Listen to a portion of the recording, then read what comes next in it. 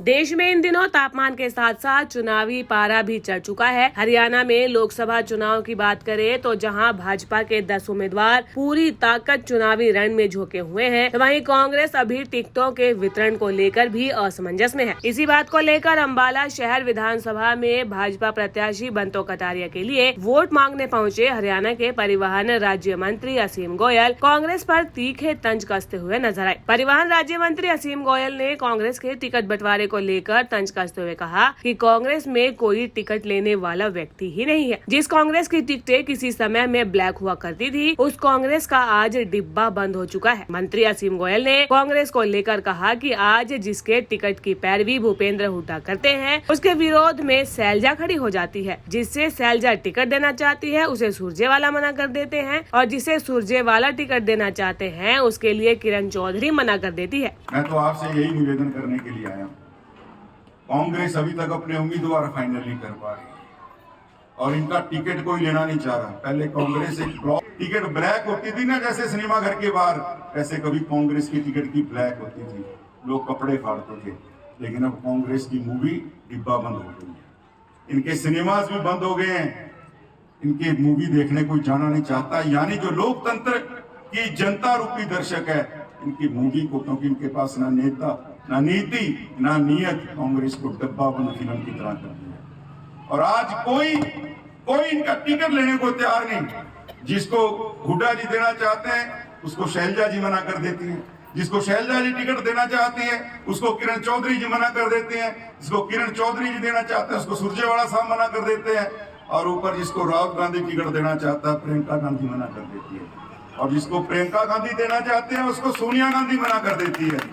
और जिसको सोनिया गांधी जी टिकट देना चाहते हैं, खड़गे साहब कहता है राष्ट्रीय अध्यक्ष तो मैं हूं भैया, मेरी भी सुन लो, उसको वो मना कर देते। कांग्रेस में एक दूसरे के प्रति रस्सा कसी चल रही है। पहली बात तो कोई टिकट लेने को तैयार नहीं। जो टिकट लेने को तैयार होता है, ऐसा सांप सीढ़ी का खेल आज तक वो उम्मीदवार डिक्लेयर नहीं कर पाए।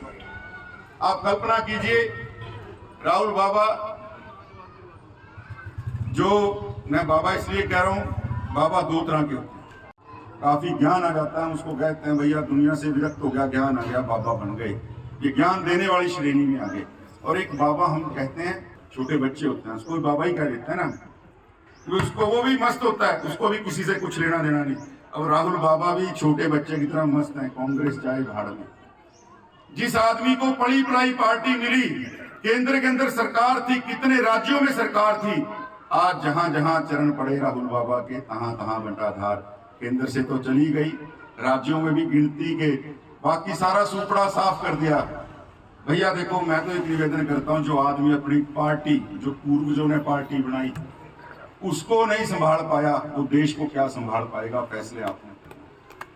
और इतनी एरोगेंस, चुनी हुई सरकार, प्रधानमंत्री बने आदरणीय मनमोहन सिंह जी, यूपीए के नाते, उनके बिल को सामने आपने सबने देखा होगा नजारा, देश ने देखा कि नहीं जी? जिसके ध्यान हो कि कागज फाड़ के फेंक के आगे मारने का काम किया प्रधानमंत्री जी का, आगे मैं नहीं मानता। आप देखिए, वैसे आदमी को देश की बागडोर देना कितना खतरनाक हो सकता है। और ये सब राजनीति कर रहे हैं, जो आपके बीच में वोट मांगने आएंगे, अपने राजनीतिक अस्तित्व को बचाने के लिए आएंगे। मोदी जी और हम वोट मांगने आपके बीच में आ रहे हैं, देश को आगे बढ़ाने के लिए, देश को और भारत माता का जो गौरव वो पूरे दुनिया के अंदर जाए, इसके लिए हम आपसे वोट मांगने के लिए आ रहे हैं। तो मेरा निवेदन है, आने वाली 25 मई को आपका आशीर्वाद बंतो कटारिया जी को भी मिले, आदरणीय नरेंद्र मोदी जी को भी मिले, और नरेंद्र मोदी जी को आपका आशीर्वाद आदरणीय बंतो कटारिया जी को वोट डालने के मार्फत मिले, क्योंकि आप इनको अपना आशीर्वाद देके भेजेंगे। एक जो माला बनेगी पूरी मोदी जी की जीत की, उसके अंदर एक फूल कमल का हमारे अम्बाड़ा लोकसभा से भी जाए, और हमारा यही आशीर्वाद नरेंद्र मोदी जी को होगा। इतनी विनती करते हुए आने वाले 25 मई को कमल के आगे का बटन दबाएं, आदरणीय बंतो कटारिया जी को अपना आशीर्वाद दें, आदरणीय नरेंद्र मोदी जी को अपना आशीर्वाद दें। इस दौरान कांग्रेसी नेता राहुल गांधी भी परिवहन राज्य मंत्री असीम गोयल के निशाने पर रहे। मंत्री असीम गोयल ने कहा कि जिस राहुल गांधी से अपनी पार्टी नहीं संभाली गई, वो देश को क्या संभालेंगे। मंत्री असीम गोयल ने कहा कि राहुल गांधी को उनकी पार्टी जब मिली, तब इनकी केंद्र सहित कई राज्यों में सरकार थी, लेकिन जहां जहां राहुल बाबा के चरण पड़े वहां वहां कांग्रेस का बंटाधार हुआ है।